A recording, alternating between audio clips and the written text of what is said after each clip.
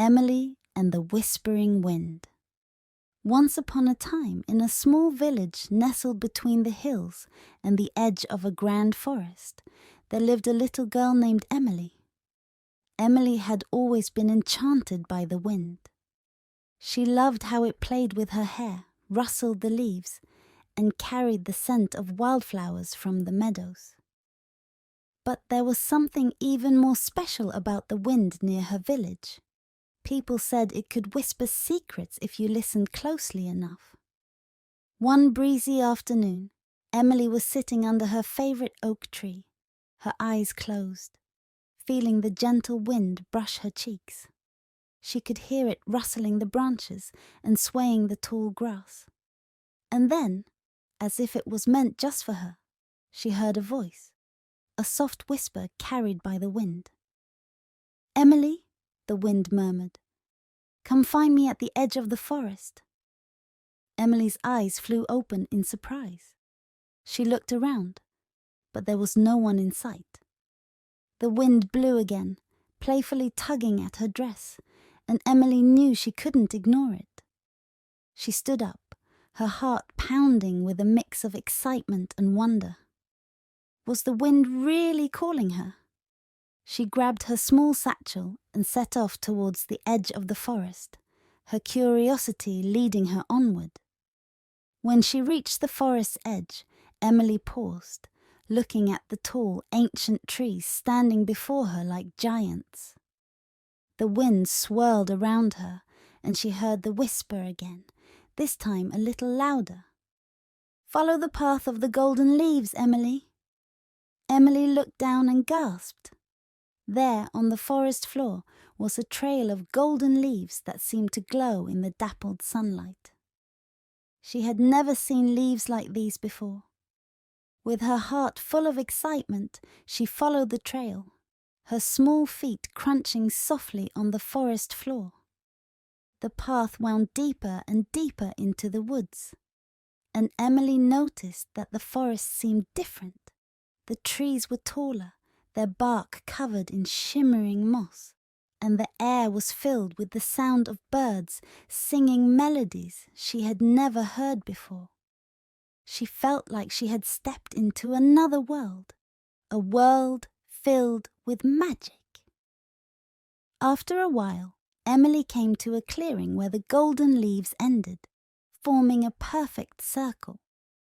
In the middle of the clearing stood a tall, elegant figure, a woman with flowing hair that seemed to be made of clouds, and a dress that rippled like the sky at dawn. Her eyes sparkled like stars, and when she smiled at Emily, it was as if the sun had come out from behind a cloud. "Hello, Emily," the woman said, her voice as gentle as the breeze. "I am Zephyr, the spirit of the wind."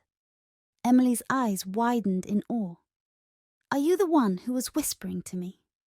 Zephyr nodded, her smile warm and kind. "Yes, child. I have watched you for a long time. You have a special connection with the wind, and I need your help." "My help?"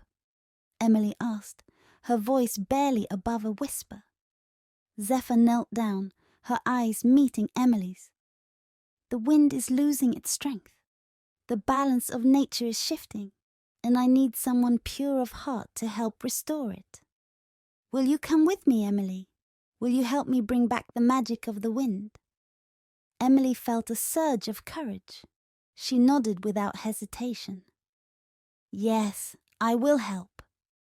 Zephyr's smile grew, and she reached out her hand. "Then come, Emily, hold on tight." Emily took Zephyr's hand, and in an instant the wind swirled around them, lifting them off the ground. Emily gasped as they rose higher and higher, the trees below growing smaller. She felt weightless, the wind carrying her as if she were a leaf. She looked at Zephyr, who smiled reassuringly, and Emily knew she was safe. They soared over the forest, the fields, and the village. Emily could see her home far below, the rooftops glinting in the sun. They flew towards the hills, where the wind was strongest, and Emily could see the great windstone, a massive stone that stood at the top of the hill, covered in ancient runes. Zephyr led her down gently, and they landed beside the windstone. Zephyr placed her hand on the stone, her expression turning serious. "The windstone has lost its glow, Emily. It needs to be restored for the wind to regain its strength. You must sing, child. Sing from your heart, and let the wind carry your voice." Emily hesitated for a moment. She had never sung in front of anyone before, but she knew this was important. She closed her eyes, took a deep breath, and began to sing. Her voice was soft at first, but as the wind swirled around her, it grew stronger. The melody came naturally, as if it had been waiting inside her all along. A song of hope, of nature, of the beauty of the world. The runes on the windstone began to glow, slowly at first, then brighter and brighter. The wind picked up, swirling around the stone, lifting the leaves and grass. Emily's voice carried on the breeze, and she felt the power of the wind growing stronger, the balance being restored. Zephyr watched, her eyes filled with pride. When Emily finished her song, the windstone glowed with a brilliant light, and the wind roared with new life. Zephyr knelt beside Emily, her voice filled with gratitude. "Thank you, Emily. You have restored the wind's magic."